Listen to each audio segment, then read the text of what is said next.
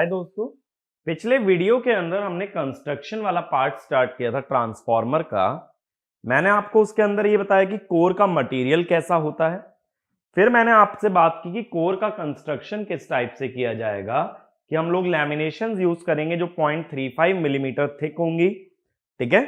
और lamination use करने का पर्पस था to reduce the eddy current loss. और लैमिनेशंस के बीच में मैंने बताया इंसुलेशन लगाते हैं ताकि एडी करंट एक लैमिनेशन से दूसरी लैमिनेशन में ना जाए। फिर हमने देखा स्टैकिंग फैक्टर होता है जो लैमिनेशन का cross section area upon total cross section area होता है, इसमें लैमिनेशन प्लस इंसुलेशन आ जाता है। इसके बाद हमने कंस्ट्रक्शन ट्रांसफॉर्मर के कोर के दो कैटेगरीज देखे, कोर टाइप और हमारा शेल टाइप। कोर टाइप में हमने ये देखा कि वो high voltage high power application में यूज होता है, वहां टर्न्स दोनों लिंब पे डिवाइडेड होते हैं और लो वोल्टेज वाइंडिंग के बाहर लगाई जाती है high voltage winding. Shell type में हमने देखा दोनों ही वाइंडिंग सेंट्रल लिंब पे होती हैं और दोनों ही वाइंडिंग्स ऑल्टरनेटिवली लगाई जाती हैं, low voltage high voltage, low voltage high voltage, इस टाइप से। और उसके अंदर हमने ये देखा कि लीकेज कम हो जाता है क्योंकि उसके अंदर कपलिंग बेहतर होती है। जब दोनों सेम लिंब पे वाउंड है और दोनों के बीच का गैप मिनिमम रखा जाए तो एक वाइंडिंग से बनने वाला ज्यादातर फ्लक्स दूसरी वाइंडिंग से पास होता है, जबकि कोर में जो बाहर वाली हाई वोल्टेज वाइंडिंग है उसका कुछ फ्लक्स एयर से पास हो जाता है, तो सारा फ्लक्स एलवी वाइंडिंग से नहीं जा पाता है, ठीक है। इसीलिए लीकेज बेटर किस में होता है, शेल टाइप में। तो हम अपना आज कंस्ट्रक्शन वाला पार्ट आगे कवर करेंगे, ठीक है। तो अब मैं नेक्स्ट बात कर रहा हूं क्रॉस सेक्शन ऑफ कोर, यानी कोर का क्रॉस सेक्शन कैसा दिखना चाहिए। अब अभी तक देखो जो भी मैंने क्रॉस सेक्शन तुम्हें ड्रॉ करके बताया है, मैंने कैसा बताया है, रेक्टेंगल बताया है। तो पहले यही पॉइंट लिखना, the cross section of smaller transformer, the cross section of smaller transformer is rectangular, देखो कैसे होता है क्रॉस सेक्शन, अगर देखोगे तो ऐसे एक रेक्टेंगुलर क्रॉस सेक्शन रहेगा जिसमें लैमिनेशंस होंगी और लैमिनेशंस के बीच बीच में इंसुलेशन होगी, ठीक है भाई। अब इसके ऊपर क्या होगा, एक बार ये हमारा बन गया, इसके ऊपर जो है ना इंसुलेशन लगाएंगे। सबसे पहले वाइंडिंग लगाने से पहले इंसुलेशन प्रोवाइड करना जरूरी है,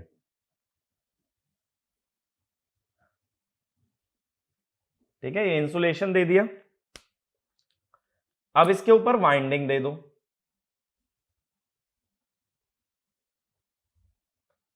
वाइंडिंग देखो सर्कुलर घुमाओगे तो वही चीज मैं दिखा रहा हूं, तो ये एलवी वाइंडिंग हो गई। अब इसके ऊपर फिर से इंसुलेशन दे दो,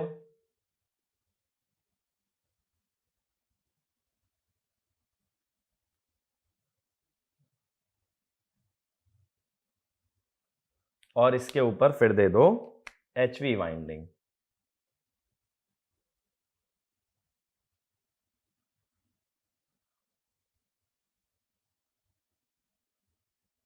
इस टाइप से दिखेगा अगर क्रॉस सेक्शन कट करके देखते हो, ठीक है।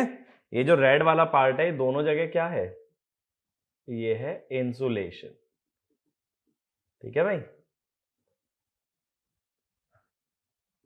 बट ऐसा क्रॉस सेक्शन कहां हम लोग यूज करेंगे, इन स्मॉल ट्रांसफॉर्मर, वहां जब भी यूज करोगे that will be rectangular cross section. मेरी बात समझ आई। पहले ट्रांसफॉर्मर का कोर आएगा, फिर उस पर एलवी वाइंडिंग आएगी, फिर ऊपर इंसुलेशन आएगा, सॉरी ट्रांसफॉर्मर का कोर, फिर इंसुलेशन, फिर एलवी वाइंडिंग, फिर से इंसुलेशन, फिर एचवी वाइंडिंग, ठीक है।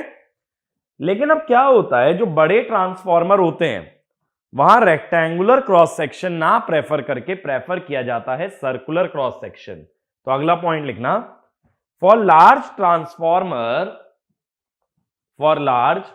Transformer circular cross section for large transformer circular cross section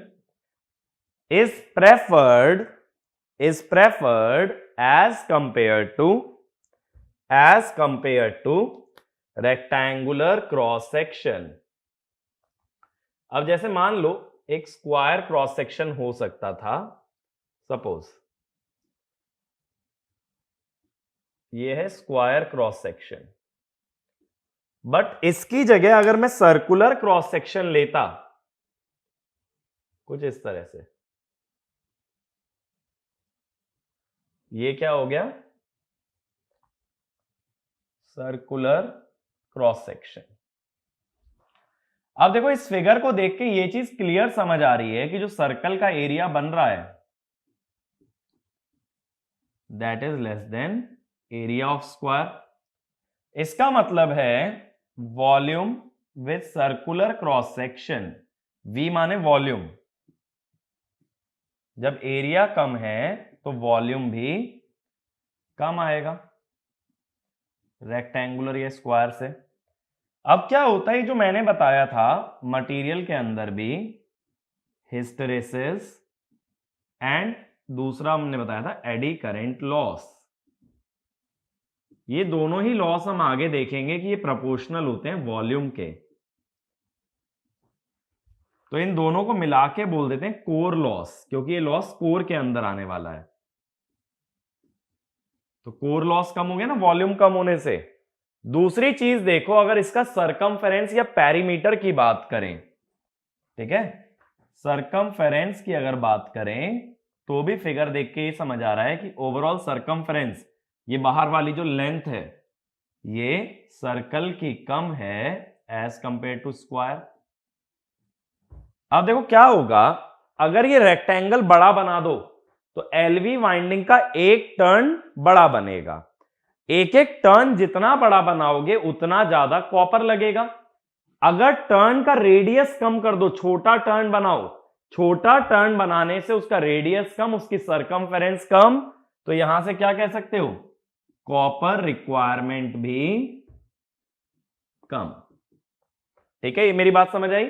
तो सर्कल लेने से दो फायदे हैं, एक तो कोर का वॉल्यूम कम हो जाता है तो कोर लॉस कम हो जाता है, दूसरा उसका सरकमफेरेंस कम हो जाने से जो कॉपर वायर हम यूज करने वाले हैं उसकी लेंथ रिक्वायरमेंट भी कम हो जाती है। तो ये लिखना सर, ऐसे करके क्वेश्चन ही बना लो। एक काम करो, ये थ्योरी लिख लो पहले, फिर वीडियो पॉज करके पहले ये थ्योरी लिखो, फिर एक क्वेश्चन बना के लिखना, why circular cross section, why circular cross section is preferred, circular cross section is preferred over rectangular cross section। तो इसमें फर्स्ट पॉइंट लिखना, the cross section area of circle, the cross section area of circle is less than square, is less than square, so volume of core reduces, so volume of core reduces and core losses reduce, and core losses reduce। और अगर core में material कम use हो रहा है तो उससे यह भी फायदा मिलेगा कि तुम्हारे कोर के पैसे भी बचेंगे। ठीक है, जितना छोटा कोर उतना सस्ता पड़ेगा। अगला लिखना, circle has minimum circumference, circle has minimum circumference and hence the length of copper required, and hence the length of copper required in each turn, length of copper required in each turn is reduced, in each turn is reduced, so copper requirement reduces, so copper requirement reduces। अब copper requirement घटने से क्या होगा, हम यही तो बोल रहे हैं कि जो कॉपर की लेंथ यूज होने वाली है वो डिक्रीज हुई है। अगर कॉपर की लेंथ रिड्यूस हुई है तो रेजिस्टेंस तो मैं जानता हूं क्या होता है, रो एल बाय ए, यानी लेंथ रिड्यूस होने से रेजिस्टेंस कम होगा और रेजिस्टेंस कम होने से कॉपर लॉस भी कम होगा, यानी जो I²R लॉस आएगा ना, कोई भी अगर एक कंडक्टर है तो उसमें हीट तो प्रोड्यूस होगी, वो लॉस कम हो जाएगा। तो अगला पॉइंट ये लिखना, if length of copper is reduced, if length of copper is reduced, then if length of copper is reduced, then winding resistance reduces, then winding resistance reduces, and I²R loss and I²R loss or copper losses, I²R loss or copper losses also reduce, और copper losses also reduce. ठीक है, ये point clear हुआ। तो देखो फायदा क्या हुआ, कोर लॉस कम हुआ, कोर की वॉल्यूम घटने से, कॉपर की लेंथ घटने से कॉपर लॉस कम हुआ। जब दोनों लॉसेस कम तो एफिशिएंसी ज्यादा। तो अगला पॉइंट लिखना, circular cross section therefore, circular cross section therefore has lesser cost and higher efficiency, lesser cost and higher efficiency। अब एक चीज सोचो ना, जब वॉल्यूम कम यूज हो रहा है तो कोर का मटेरियल कम चाहिए, उधर हम बोल रहे हैं कॉपर भी कम चाहिए। जब कोर और कॉपर दोनों कम चाहिए तो खर्चा हमारा कम होगा, तो कॉस्ट कम होगी और लॉसेस घटने से एफिशिएंसी ज्यादा होगी। तो आइडियली ट्रांसफॉर्मर का कोर कैसा होना चाहिए, सर्कुलर। लेकिन देखो सर्कुलर में दिक्कत क्या आती है, अगर एडी करंट लॉस घटाने के लिए इसके अंदर लैमिनेशन लगाओगे, तो देखो लैमिनेशन कैसे बनेंगे, एक छोटा, बड़ा, फिर उससे बड़ा, फिर सबसे बड़ा, फिर छोटा और छोटा, इस तरह से लगेंगे ना लैमिनेशन। अब इसका मतलब है इसमें लैमिनेशन अलग अलग साइज के चाहिए। यहां देखो सभी लैमिनेशन आइडेंटिकल यूज हुए थे, वहां लैमिनेशन सारे डिफरेंट है। तो अगला पॉइंट लिखना, अलग से लिखना, ये क्वेश्चन के आंसर से अलग। In circular cross section, in circular cross section all laminations are of, in circular cross section all laminations are of different size, are of different size, and therefore manufacturing cost of, and therefore manufacturing cost of such lamination is high, manufacturing cost of such lamination is high. देखो हमेशा ध्यान देना, जब manufacturing करते हैं ना तो हम ये चाहते हैं एक बार में ज्यादा से ज्यादा यूनिट बनाई जाए, क्योंकि ज्यादा से ज्यादा यूनिट बनाते हैं ना तो हर यूनिट की कॉस्ट कम हो जाती है। बहुत सारा रिसोर्स ऐसा होता है, जैसे मान लो बिजली है, इलेक्ट्रिसिटी अगर यूज हो ही रही है तो मैं चाहूंगा मशीन से जितनी यूनिट प्रोड्यूस कर पाऊं कर लूं, क्योंकि बार बार मशीन चलाने से इलेक्ट्रिसिटी कंजम्पशन भी ज्यादा होगा। तो मैन्युफैक्चरिंग, ये तो सिर्फ एक एग्जांपल है, बट ये ध्यान रखना मैन्युफैक्चरिंग में बेनिफिट तब होता है when large number of units are manufactured simultaneously. ठीक है, तभी मैन्युफैक्चरिंग का एडवांटेज भी होता है। अब अगर अलग अलग तरह की लैमिनेशन बनानी है तो इनको अलग अलग मैन्युफैक्चर करोगे, एक साथ तो हो नहीं सकती, तो इसका मतलब है कॉस्टिंग बढ़ जाएगी। इसका मतलब आइडियली सर्कुलर क्रॉस सेक्शन नहीं बना सकते, बट सर्कल के जितना करीब जा पाओ उतना बेटर है। तो इसके लिए मैं क्या करता हूं, अब देखो परफेक्ट सर्कल नहीं बना सकते ना, तो एक सर्कल का क्लोज अप्रोक्सीमेशन बनाते हैं।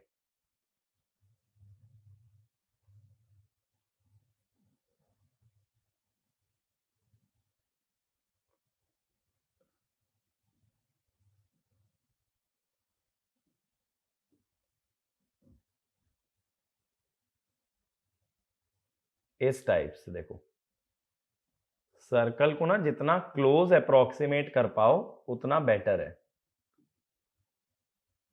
अब ये एक प्लस साइन जैसा हो गया ना, अब ये देखो ये रेक्टेंगल से तो ज्यादा करीब है ना सर्कल के। अब इसमें लैमिनेशन कितनी तरह की लगेंगी, देखो एक, ये भी सेम है, ये भी सेम है, फिर बड़ी लैमिनेशन चाहिए, फिर बड़ी चाहिए, फिर बड़ी। लेकिन ये बड़ी वाली जितनी भी हैं तो सारी एक जैसी, फिर से छोटी। तो यहां देख के बताओ फिगर में कितने साइज की लैमिनेशन यूज हुई है। तो यहां लैमिनेशन 2 साइज की यूज हुई है, लैमिनेशंस ऑफ 2 डिफरेंट साइजेस। वहां तो कई तरह के साइज मिल रहे थे, यहां सिर्फ 2 साइज मिल रहे हैं, और रेक्टेंगल में सिर्फ एक साइज होता है। तो इसीलिए इसकी कॉस्टिंग रेक्टेंगल से तो ज्यादा होगी, बट सर्कल जितनी इम्प्रैक्टिकल भी नहीं होगी। तो इसमें 2 लैमिनेशन यूज हो रही है, इसीलिए इसे बोलते हैं 2 स्टेप्ड कोर। 2 स्टेप हैं इसके अंदर, या इसे बोल देते हैं क्रूसीफॉर्म कोर। ठीक है। अगर 2 से ज्यादा स्टेप यूज करते, देखो जैसे एज एन एग्जांपल ये ड्रॉ कर लेना, वीडियो पॉज करके, फिर मैं आगे की बात कर रहा हूं। मान लो जैसे और ज्यादा स्टेप्स होते, ऐसे होता अगर, फिर ये सर्कल के और करीब आ गया, इधर से भी ऐसे ही ले लो।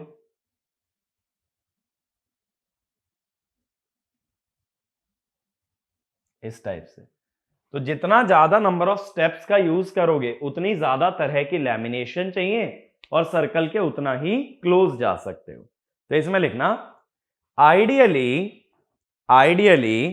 Cross section should be circular, ideally cross section should be circular, but practically it is not feasible, so we approximate a circle by a stepped core, and if 2 steps are used, it is called cruciform core। ठीक है। Next point, if number of steps are increased,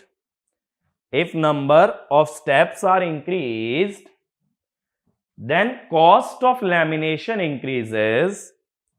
If number of steps are increased, then cost of lamination increases, but we can better approximate a circular cross section.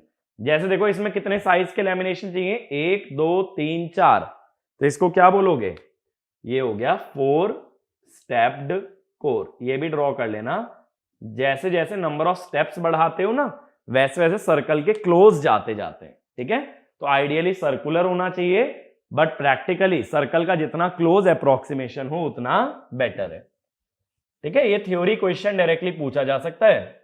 Gate में तो देखो theory आने के chance कम रहते हैं, लेकिन machine एक ऐसा सब्जेक्ट है ना, इसमें थ्योरी क्वेश्चन बहुत बन सकते हैं, और अदर एग्जाम्स में काफी क्वेश्चन ऐसे पूछे भी जाते हैं। तो कभी कोई पूछे सर्कुलर कोर का फायदा क्या है, कोर लॉस और कॉपर लॉस दोनों ही कम हो जाते हैं। ठीक है।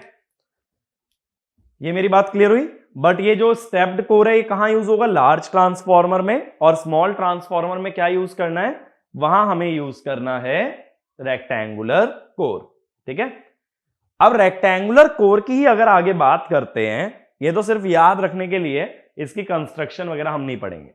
अगर रेक्टेंगुलर कोर की ही बात करते हो तो उसके अंदर ऐसा नहीं होता कि पूरा रेक्टेंगल एक साथ बना दिया जाए, उसको लैमिनेशन जोड़ जोड़ के बनाते हैं, और लैमिनेशन रेक्टेंगुलर नहीं होती। तो एक पॉइंट लिखना, the rectangular core is not obtained by joining rectangular lamination,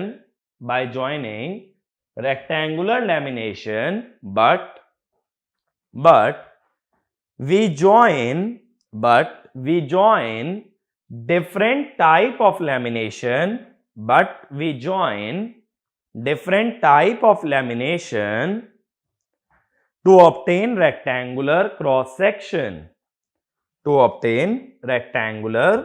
section, देखो अब कैसे, इसमें एक ऑप्शन होता है हमारे पास एल शेप्ड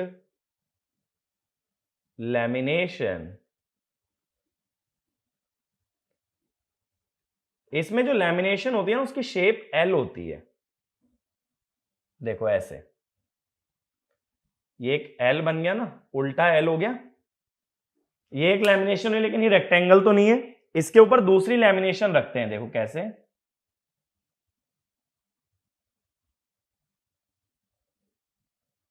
इसके ऊपर ये हमने दूसरी लैमिनेशन रख दी, ठीक है। अब इसके ऊपर ब्लैक वाली की शेप में तीसरी रखो, फिर ब्लू वाली की शेप में चौथी, फिर ब्लैक में पांचवी, फिर ब्लू में छठी। तो ये कोर कैसा बन जाएगा? ये रेक्टेंगुलर कोर बन जाएगा। दूसरा तरीका होता है आई शेप्ड लैमिनेशन।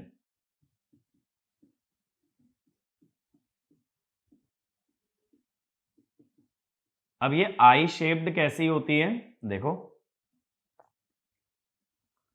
पहले मैं ना बना लेता हूं कि मुझे चाहिए रेक्टेंगल। फाइनली ऐसा मिलना चाहिए ना। अब इसमें ना देखो अलग अलग आई होते हैं, जैसे ये हो गया, फिर ये हो गया, फिर ये हो गया। अब देखो ये एक लैमिनेशन है 1, ये है 2, ये है 3 और ये है 4। 4 लैमिनेशन एक के ऊपर एक रखी गई है। स्ट्रेट स्ट्रेट स्ट्रिप है। ऐसी 4 स्ट्रिप जोड़ के भी तो रेक्टेंगल बन सकता है। और ऐसे ही 2 स्ट्रिप अगर जोड़नी है तो दोनों किसकी होनी चाहिए? एल शेप की। तो इस तरह से रेक्टेंगुलर क्रॉस सेक्शन बनाते हैं। ये ध्यान रखना, रेक्टेंगुलर शीट कभी नहीं काटी जाती। जो लैमिनेशन होगी वो या तो एल शेप होती है या तो आई शेप होती है, ठीक है। तो एक बार वीडियो पॉज करके दोनों ड्रॉ कर लो। अब आगे कंटिन्यू करते हैं। अब देखो जब ये एल शेप और आई शेप लैमिनेशन यूज करोगे तो इनको जोड़ने से क्या होता है ना, एयर गैप आने लगता है। एयर गैप आने से रिलक्टेंस बढ़ने लगती है।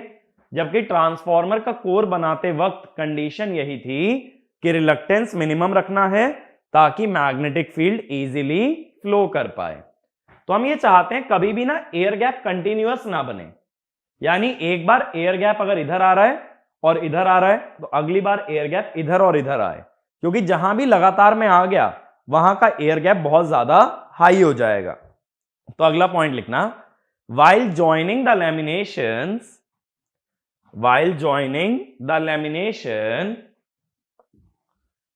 air gaps are introduced. While joining the lamination, air gaps are introduced, which increase the reluctance. So we need to make sure the air gap is not continuous. We need to make sure the air gap is not continuous by suitably placing the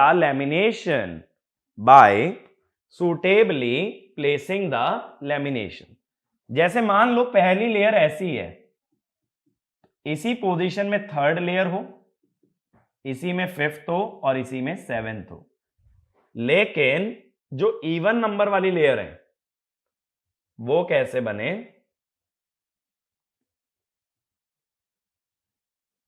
देखो ये बात समझना, odd number वाली मैंने बोल दिया ऐसे हो,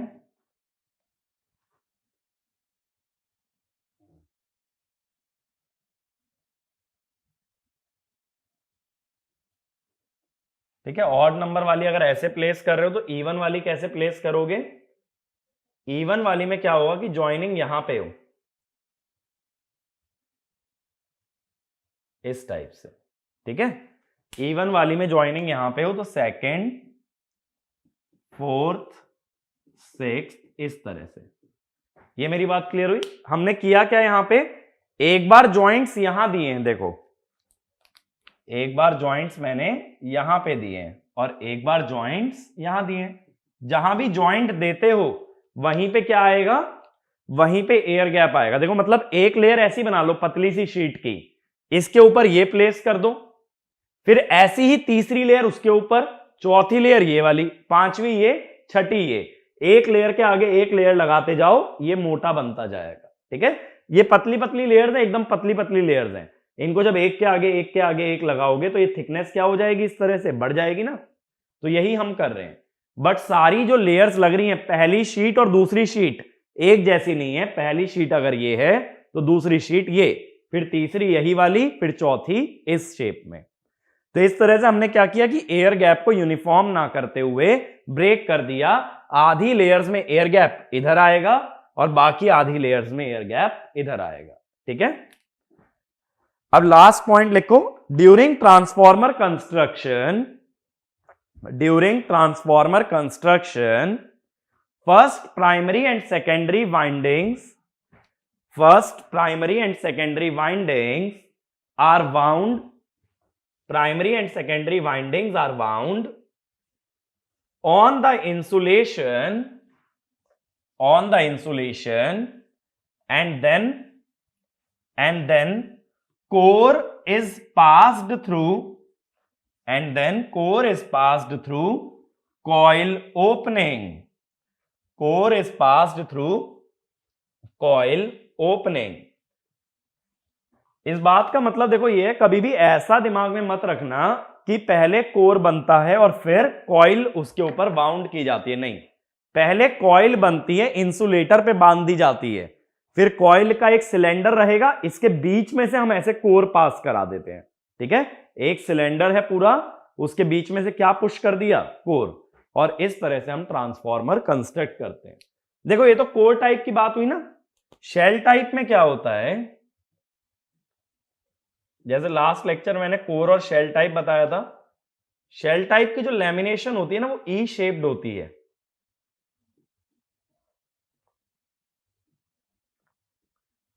ई शेप्ड लैमिनेशन कैसी होती है, देखो इस टाइप से।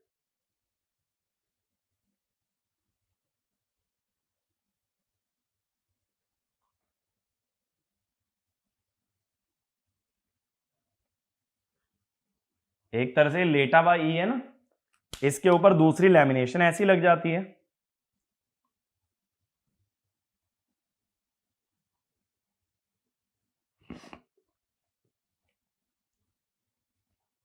अब ये समझो, देखो ये उल्टा ई आ गया इससे, ये बात समझ आई। एक ई ऐसे पुश करो ऊपर की तरफ, एक नीचे की तरफ, तो ये बन गया ना शेल टाइप पूरा। तो इसमें ई शेप्ड लैमिनेशन होती है, और कोर टाइप में या तो आई शेप्ड या तो एल शेप्ड। तो ये भी ड्रॉ कर लेना कि शेल टाइप में ई शेप्ड लैमिनेशन का यूज करते हैं। ठीक है, तो ये तो सारी बात हो गई हमारी कोर की।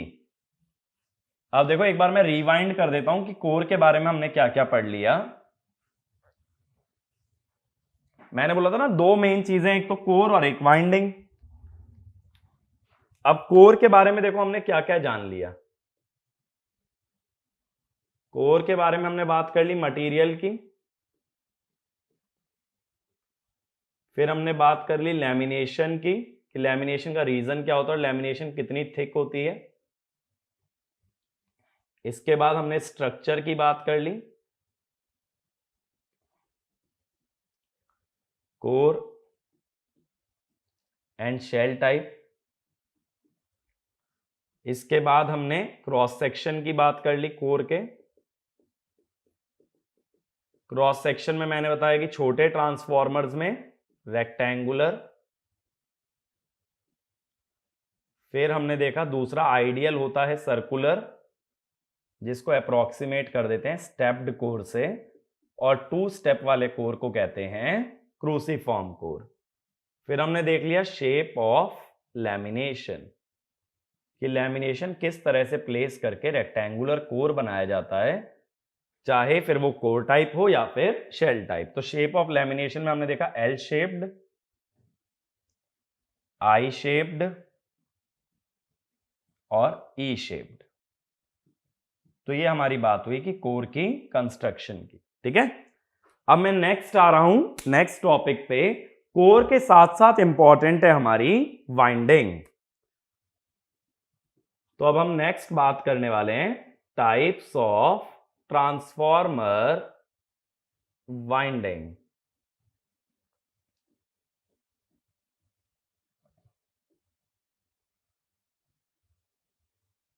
ठीक है, अब इसमें सबसे पहले हम बात कर रहे हैं कोर टाइप ट्रांसफॉर्मर के लिए। कोर टाइप ट्रांसफॉर्मर में हमने देखा था कि कोर टाइप ट्रांसफॉर्मर में एलवी और एचवी वाइंडिंग एक के ऊपर एक वाउंड की जाती है। तो इस तरह के कंस्ट्रक्शन को बोलते हैं कॉन्सेंट्रिक वाइंडिंग। तो इसमें लिखना in core type transformer LV winding in core type transformer LV winding is placed near the core. LV winding is placed near the core and HV winding is wound over LV winding. Such a construction is called concentric winding. Such a construction is called concentric winding. यानी देखो, जैसे मान लो ये core है, ये मान लो ये है अपना कोर। इसके ऊपर पहले एक पतली सी लेयर आएगी इंसुलेशन की, कोर के साथ डायरेक्ट नहीं जोड़ सकते ना, तो ये इंसुलेशन आ गया। अब इसके ऊपर आएगी पहले एलवी वाइंडिंग,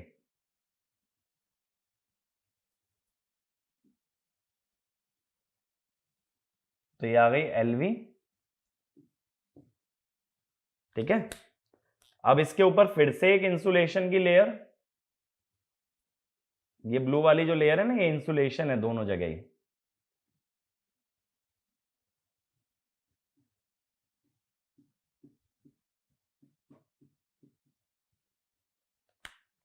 और इसके ऊपर फिर और बड़े रेडियस में एचवी वाइंडिंग। और मैंने बताया था ना, बड़े रेडियस का नुकसान क्या होता है कि ज्यादा कॉपर की जरूरत पड़ती है। इस तरह के कंस्ट्रक्शन को हम बोलते हैं कॉन्सेंट्रिक, क्योंकि ये जो एलवी और एचवी है सिलेंडर की तरह बिहेव कर रहे हैं, और सिलेंडर की तरह बिहेव कर रहे हैं तो इनकी एक्सिस दोनों की सेम है। तो कोर टाइप ट्रांसफॉर्मर में कौन सी वाइंडिंग होती है? Concentric winding. कॉन्सेंट्रिक में नुकसान क्या होता है? जो बाहर वाली वाइंडिंग है ये कोर से काफी दूर हो गई तो इसका लीकेज बढ़ जाता है। तो ये वाला भी पॉइंट लिख लेना। इन concentric winding the outer winding और HV winding is away from the core, so leakage is higher. ठीक है, यानी इसका कुछ ना कुछ फ्लक्स ऐसा होगा जो कोर में ना पहुंच के एयर से ही अपना पाथ कंप्लीट कर ले, वो फ्लक्स होगा लीकेज फ्लक्स। अब क्वेश्चन दिमाग में ये आना चाहिए कि एलवी अंदर और एचवी बाहर क्यों? ऐसा ही क्यों? एचवी अंदर और एलवी बाहर क्यों नहीं? उसका रीजन देखो, मैंने बताया था कि वोल्टेज और इंसुलेशन प्रोपोर्शनल होते हैं। ये बात तो मैंने बताई थी ना, insulation is always proportional to voltage. अब यहां इंसुलेशन की देखो दो लेयर हैं, एक अंदर वाली लेयर है और एक बाहर वाली। अंदर वाली लेयर किस पे डिपेंड कर रही है? अंदर वाली वोल्टेज पे। और ये जो लेयर है ये अंदर और बाहर दोनों वोल्टेज पे डिपेंड कर रही है, क्योंकि दो वोल्टेज के बीच में ना एलवी और एचवी, और ये वाली जो लेयर है ये कोर और एलवी के बीच में, तो ये सिर्फ एलवी पे डिपेंड कर रही है। तो अगर अंदर एचवी रखते तो अंदर की वोल्टेज ज्यादा होती, तो अंदर इंसुलेशन भी ज्यादा लगानी पड़ती। दोनों के बीच में जो इंसुलेशन लगेगी वो तो सेम है, क्योंकि वो दोनों वोल्टेज पे डिपेंड करेगी, बट अंदर जो इंसुलेशन लगेगी वो डिपेंड करेगी अंदर वाली वोल्टेज पे। तो अगर अंदर एचवी लगाओगे तो अंदर की इंसुलेशन बढ़ाना पड़ेगा, उससे कॉस्टिंग भी बढ़ेगी, ओवरऑल डायामीटर भी बढ़ेगा। डायामीटर बढ़ने से कॉपर की रिक्वायरमेंट भी बढ़ती है। तो ये वाला पॉइंट लिखना। If HV winding is placed inside,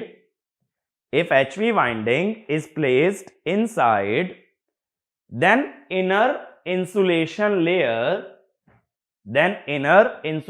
layer needs to be increased needs to be increased, which increases the cost,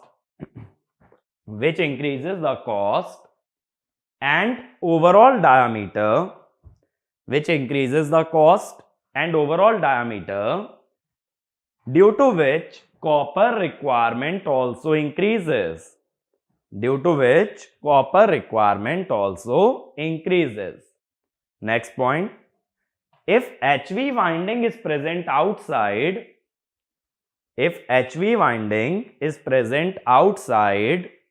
then taps can be provided,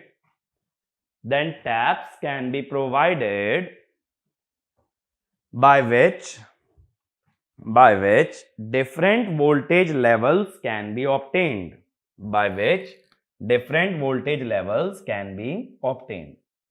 देखो ट्रांसफॉर्मर सिंपली ऐसे दिखाते हो ना, अब मान लो ये एलवी वाइंडिंग है, एचवी में ज्यादा नंबर ऑफ टर्न्स होंगे।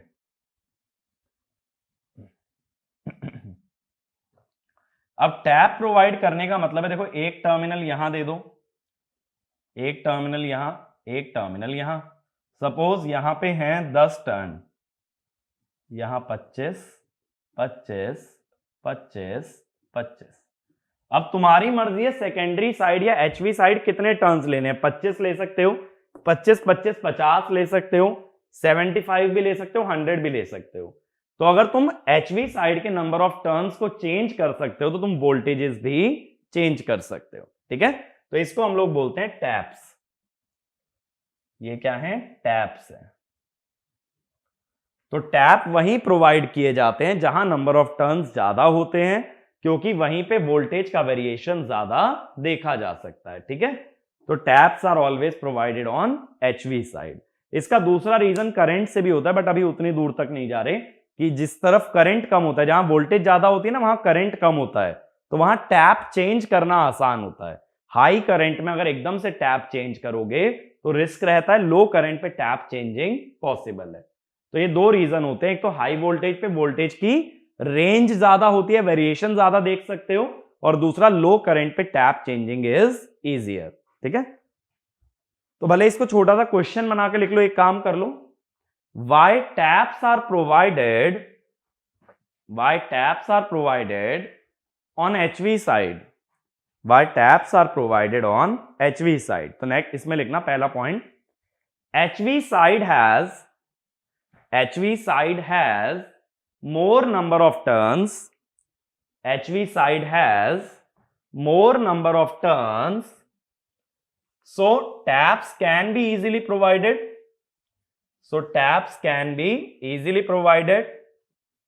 Next point, HV side has lesser current,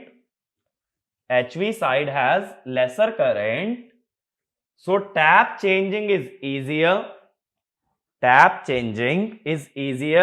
under running condition,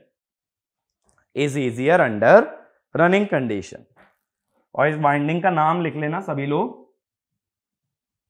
concentric winding.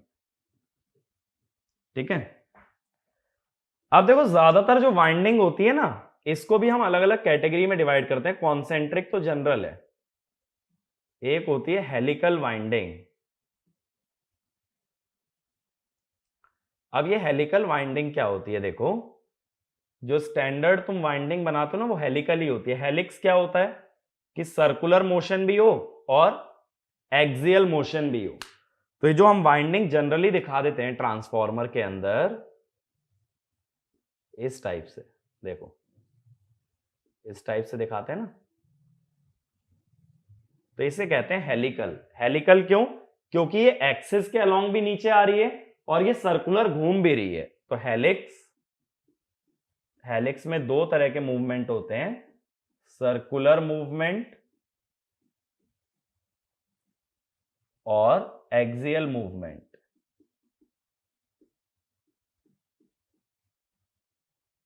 ठीक है, तो ये मोशन, जैसे अगर दिखाऊं तुम्हें मोशन किस तरह से होता है,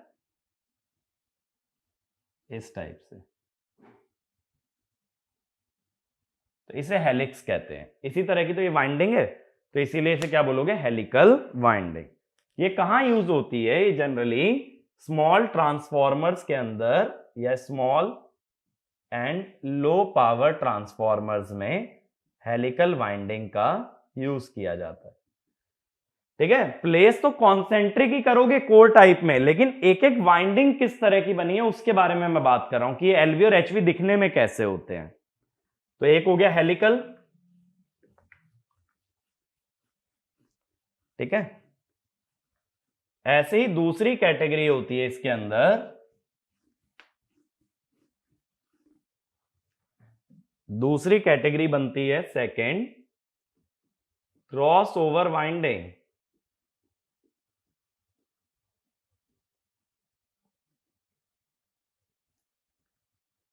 अब देखो ये क्रॉस ओवर वाइंडिंग में क्या करते हैं, पेपर कवर्ड वायर लेते हैं।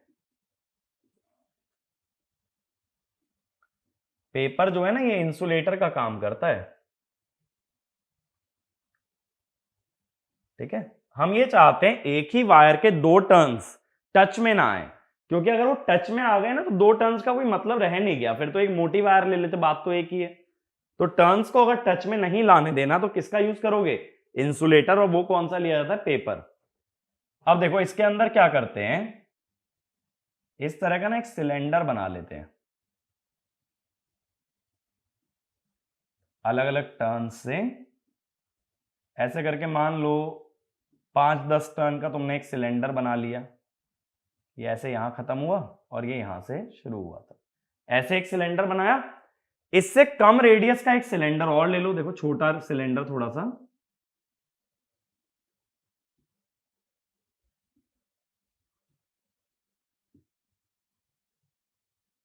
इससे कम रेडियस का ले लिया इसके अंदर।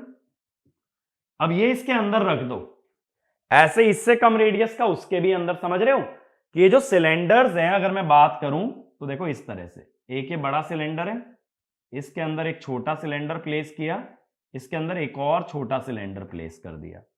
इस तरह से एक सिलेंडर के अंदर दूसरा सिलेंडर डालते जाओ। अब ये जब मल्टीपल सिलेंडर बन जाएंगे तब क्या करना, इस टाइप के मल्टीपल सिलेंडर जोड़ के एक पूरा सिलेंडर बन गया ना ऐसा। मेरी बात समझ आई, ये वायर से बना हुआ है पूरा, इसके अंदर अब मल्टीपल सिलेंडर रखे हैं। ऐसी ही एक और यूनिट ले लो, मैं बोल रहा हूं पहले ही, इसके अंदर कंटेन्स मल्टीपल सिलेंडर इनसाइड। ऐसी ही एक और यूनिट ले लो,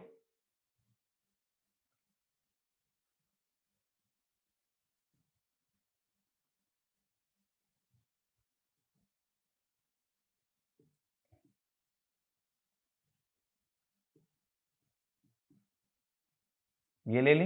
अब इन दोनों को जोड़ दो और यहां से तीसरी जोड़ दो, तो ये बीच बीच में जो स्पेस है ना, ये स्पेस रह जाती है कूलिंग के लिए। और ऐसे हम लोग कई वाइंडिंग्स को जोड़ते जाते हैं, ठीक है। तो इसको हम लोग बोलते हैं क्रॉसओवर वाइंडिंग, और ये हाई वोल्टेज एप्लीकेशन में यूज की जाती है। क्लियर हुआ डायग्राम किस तरह से है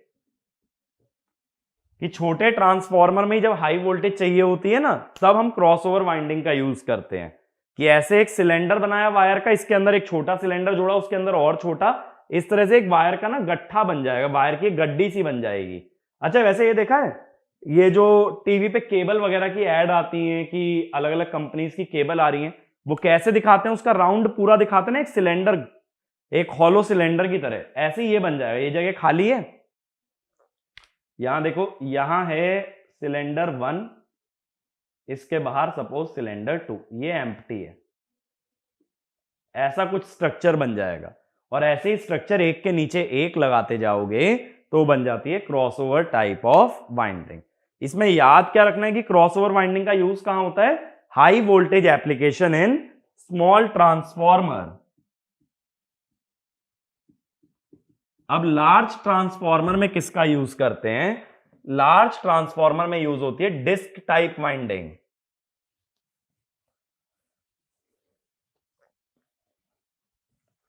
अब देखो ये डिस्क टाइप वाइंडिंग कैसी होती है,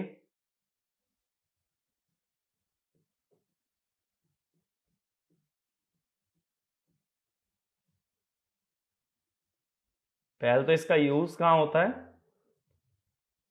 it is used in large transformer या लार्ज पावर रेटिंग वाले ट्रांसफॉर्मर। अब इसके अंदर देखो, अगर क्रॉस सेक्शनल दिखाऊं ना, माने ऊपर से देखो, अगर यहां से देखो तो इसके अंदर ना ऐसे एक वायर रहती है मल्टीपल टर्न्स की, ऐसे एक के अंदर एक ही टर्न डालते जाओ। लेकिन यहां जो कंडक्टर यूज होता है ना, वो फ्लैट कंडक्टर होता है, यानी एक तरह से रेक्टेंगुलर टाइप। यहां राउंड कंडक्टर नहीं होता, यहां पे जो कंडक्टर होता है वो राउंड कंडक्टर होता है। अब इसका क्या मतलब हुआ कि देखो, इसके अंदर टर्न पे टर्न डालते जा रहे हो, ऐसे नीचे नहीं आ रहे, ठीक है। तो ये साइड से कैसी दिखेगी, देखो ये साइड से ना ऐसी दिखेगी, जैसे मान लो यहां पे ये है, इसके अंदर एक और टर्न है, इसके अंदर एक और टर्न है, इस तरह से दिखेगी। अब इस तरह की वायर्स को अगर जोड़ दोगे साथ में,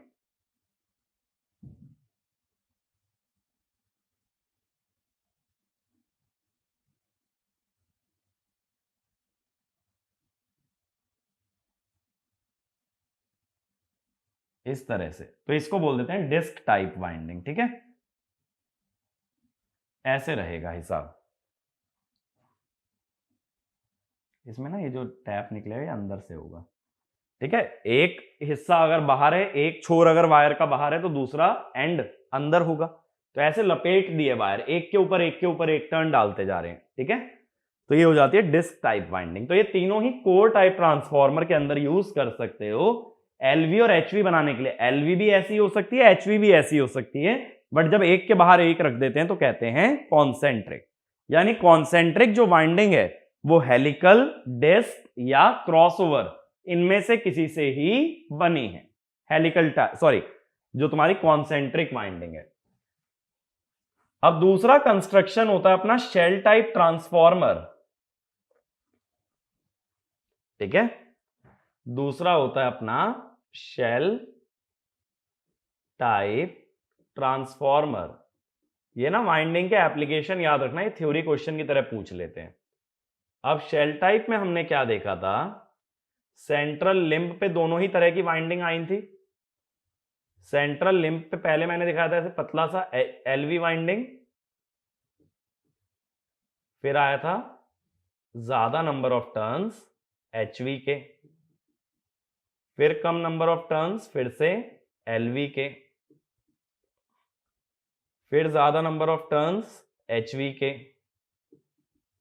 फिर कम नंबर ऑफ टर्न्स फिर से एलवी के। तो यहां देखो, अगर एचवी वाइंडिंग देखोगे वो एलवी के दो हिस्सों के बीच में दबी हुई है, इसीलिए यहां पे लिखना in shell type transformer, in shell type transformer each part of HV winding, in shell type transformer each part of HV winding is sandwiched, each part of HV winding is sandwiched between two parts of LV winding, between two parts of LV winding, and hence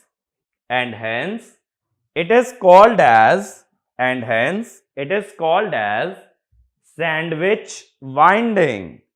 It is called as sandwich winding, ठीक है। इसको sandwich type of winding बोला जाता है, जहां पे कि HV को सैंडविच कर दिया गया है एलवी के बीच में। अगला पॉइंट लिखना, the direction of flux, the direction of flux of the two coils, the direction of flux of the two coils should be opposite to each other, should be opposite to each other according to Lenz's law, should be opposite to each other according to Lenz's law, and hence both carry current, and hence both carry current in opposite direction, both carry current in opposite direction। देखो, जैसे मान लो ये LV में ऐसा है dot cross, तो left से बाहर आ रहा है और राइट से अंदर जा रहा है करंट, तो इसका फ्लक्स कैसे बनेगा? अपवर्ड्स। ये हो गया फाई एलवी। एचवी का फ्लक्स उल्टा होना चाहिए, दोनों फ्लक्स अपोज करेंगे, तो अब फ्लक्स डाउनवर्ड्स आने के लिए कैसे जाना चाहिए भाई करंट? फ्लक्स डाउनवर्ड्स है तो लेफ्ट से अंदर और राइट से बाहर, लेफ्ट से करंट अंदर और राइट से बाहर। देखो करंट उल्टे हो गए ना, इसका डॉट क्रॉस है तो इसका क्रॉस डॉट। तो जब दोनों वाइंडिंग जब एक ही लिंब पे बनाई जाती हैं तो दोनों के करंट अपोजिट डायरेक्शन में आते हैं, तभी दोनों के फ्लक्स अपोजिंग होते हैं। ये बात क्लियर है? तो देखो ट्रांसफॉर्मर चाहे कोर टाइप हो चाहे shell type, flux primary secondary या एलवी एचवी का हमेशा अपोजिट होगा लेंज लॉ के हिसाब से। लास्ट पॉइंट लिखना इसमें, there is better coupling, there is better coupling between LV and HV winding, there is better coupling between LV and HV winding in shell type transformer, in shell type transformer, so leakage is reduced, so leakage is reduced। ठीक है, तो ये बात हो गई winding की। तो winding में देखो हमने कितनी तरह की देखी, helical type winding, crossover type winding, disc type winding. तीनों में से किसी का भी यूज करके अगर एक के बाहर एक वाइंडिंग रख दो तो उसे कहते हैं कॉन्सेंट्रिक, एक के नीचे एक रख दो तो उसे कहते हैं सैंडविच टाइप ऑफ वाइंडिंग। ठीक है, तो ज्यादातर जो तीन कैटेगरी मैंने बताई है ना वो कोर टाइप के अंदर यूज होती है, यहां सिंपली हेलिकल ही चलता है, वायर को लपेट दिया जाता है। अब आगे चलते हैं, ये तो देखो मेन पार्ट्स तो हमारे यहां तक कवर हो गए क्योंकि मेन दो ही पार्ट होते हैं, कोर और वाइंडिंग। अब छोटे छोटे पार्ट्स की बात कर रहे हैं, तो नेक्स्ट लिखना ट्रांसफॉर्मर इंसुलेशन, ट्रांसफॉर्मर इंसुलेशन।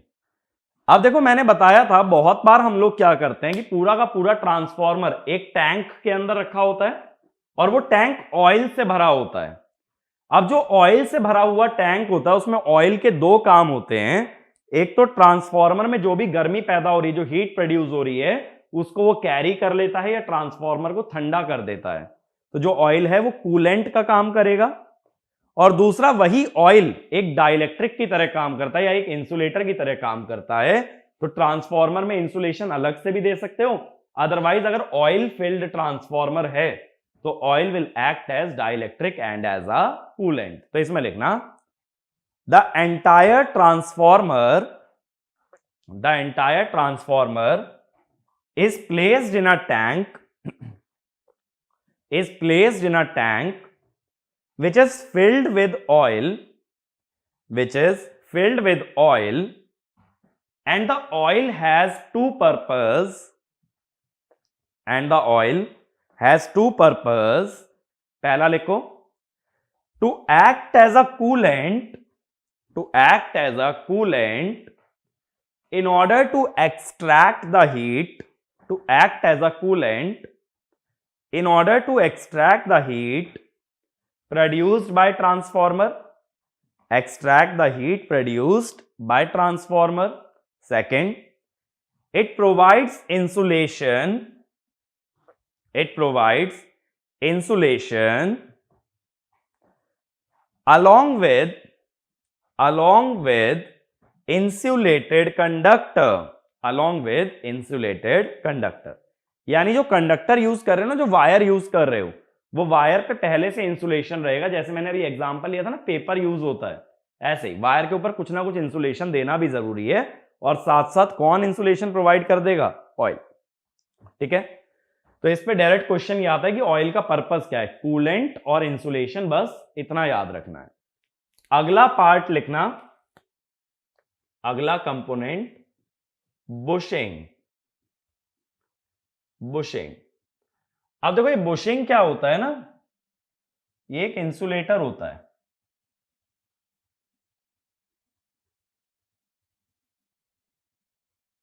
कुछ इस तरह का दिखता है।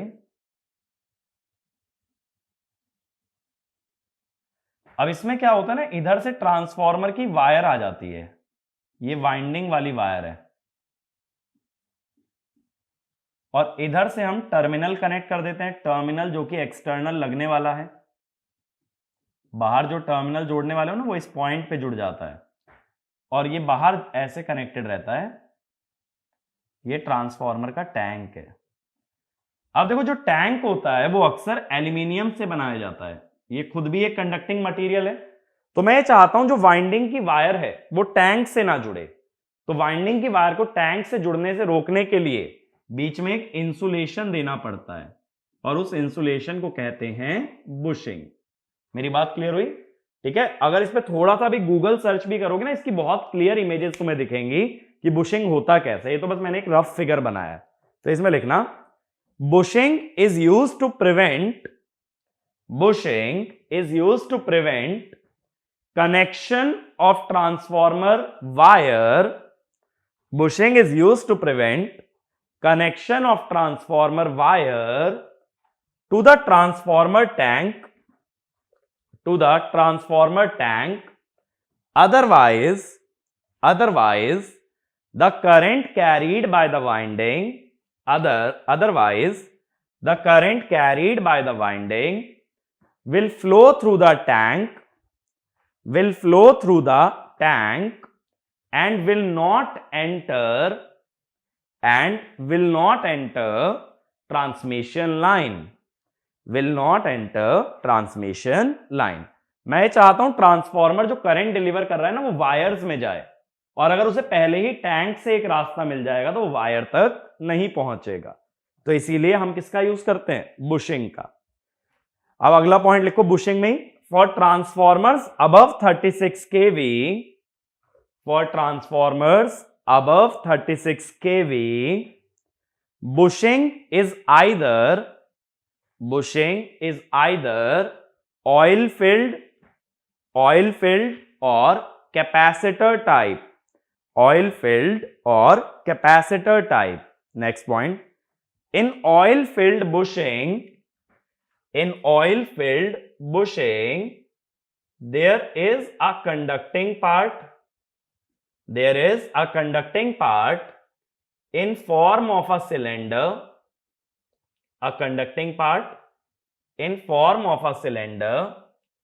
separated by oil from inside of porcelain, separated by oil from inside of porcelain। देखो ये जो पोर्सिलेन है ना, ये एक इंसुलेटिंग मटेरियल है। तो जो तुम वायर जोड़ने वाले हो ना ट्रांसफॉर्मर की, वो तो इस कंडक्टिंग पार्ट से जुड़ेगी, फिर आ जाएगा ऑयल और फिर आ जाएगा इंसुलेटर। तो ऑयल फील्ड इसे बोला जाता है। ऑयल खुद भी इंसुलेटर का ही काम करता है, बट ऑयल कूलिंग भी प्रोवाइड कर देगा। ठीक है, तो बीच में ऑयल भरा रहेगा, बाहर इंसुलेटर रहेगा, और इसके बाहर रहेगा ट्रांसफॉर्मर का टैंक। तो एक कंडक्टिंग पार्ट किसी भी हालत में टैंक से टच नहीं होना चाहिए, यही ऑब्जेक्टिव होता है बुशिंग प्रोवाइड करने का। ठीक है, अब अगला पार्ट लिखना, conservator and breather, conservator and breather. अब देखो क्या होता है, जो ट्रांसफॉर्मर का टैंक होता है ना, उसे कभी भी ऊपर तक एकदम फिल नहीं करते हैं, टॉप तक फिल नहीं करते, उसमें थोड़ी जगह छोड़ देते हैं ऑयल भरने के बाद। अब वो जो ऑयल के ऊपर की जगह होती है उसमें एयर रहती है। ठीक है, और एक वेंट पाइप होता है, एक पाइप होता है जो एयर एक्सट्रैक्ट या एयर खींचने के काम में आ सकता है। अब मेरी बात को समझना, अगर मान लो इस टैंक में यहां तक ऑयल है, ये ऑयल है, इसके ऊपर है एयर, अगर गर्म होके ऑयल फैलना स्टार्ट करे, फैलेगा तो एयर क्या हो जाएगी? कम। एयर कम कैसे हो सकती है? जो एयर है वो ट्रांसफॉर्मर के बाहर निकल जाए। बाहर कहां से निकलेगी? पाइप से। तो हमें ऐसा लगेगा ट्रांसफॉर्मर ने सांस छोड़ी है बाहर की तरफ। अगर ट्रांसफॉर्मर एयर को छोड़ रहा है तो it is like breathing out. Oil ठंडा होने पे नीचे आया तो एयर बढ़नी चाहिए। एयर बढ़ेगी कैसे? जब ये बाहर से खींचेगा तो हमें लगेगा सांस अंदर खींच रहा है। तो इसको बोलते हैं ट्रांसफॉर्मर की ब्रीथिंग। और ब्रीदर जो होता है वो क्या होता है? एक पाइप होता है। लेकिन अब इसमें एक रिस्क है कि जब हवा बाहर से अंदर आएगी तो मॉइस्चर ना ले आए। उस मॉइस्चर को बचाने के लिए बीच में लगाया जाता है एक सिलिका जेल। तो एयर जब पाइप से घुसती है तो सिलिका जेल से पास होती है, जो उस एयर का मॉइस्चर एब्जॉर्ब कर लेता है और ड्राई एयर को अंदर भेजता है। तो इसमें लिखना the transformer tank is never completely filled. The transformer tank is never completely filled, but some space is left. For air. Some space is left for air. Next point. When oil is heated, oil expands and volume of air reduces,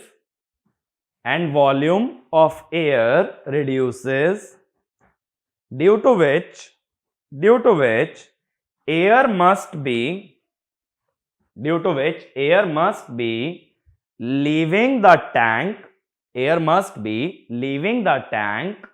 through the vent pipe, VENT लिख लेना, vent pipe, and similarly when oil cools down, it contracts and volume of air increases,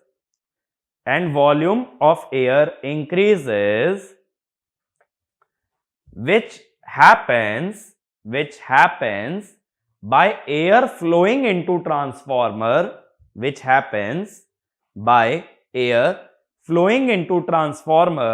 through vent pipe. Next point. The air coming into the transformer should not contain moisture, otherwise dielectric strength of oil reduces, so silica gel is placed in vent pipe, which absorbs moisture from incoming air, ठीक है। Next point, the pushing out and suction of air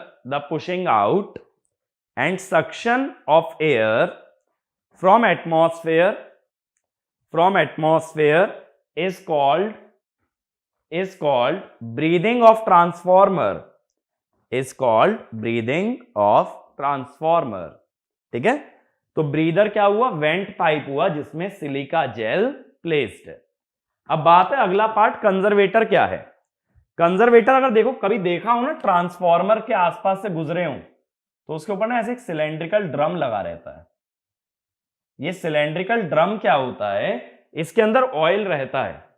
तो जब ये oil expand करके बढ़ता है तो एक कंजर्वेटर में जाता है। ऑयल जब कॉन्ट्रैक्ट होता है, कम होता है, तो ये कंजर्वेटर से टैंक की तरफ आ जाता है। तो ये समझ सकते हो एक रिजर्व में ऑयल रखा हुआ है। तो जब ऑयल कम होगा तो कंजर्वेटर से किस में आ जाएगा, टैंक में। ऑयल बढ़ेगा तो कहां जाएगा, टैंक से कंजर्वेटर। और ये जो ऑयल का फ्लो होता है ना, इसका यूज हम करते हैं जब पावर सिस्टम पढ़ते हैं बकल्स रिले के अंदर।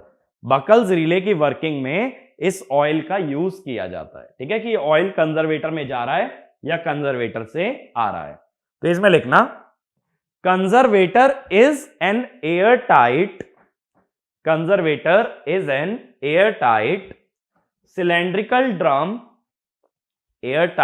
cylindrical drum which is partially filled with oil and prevents oil from coming in contact oil from coming in contact with the air. Next point, when oil rapidly expands due to fault, it rushes towards conservator. And when it contracts, it comes back from conservator to the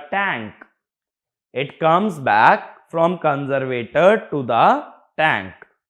Next point, conservator is mounted above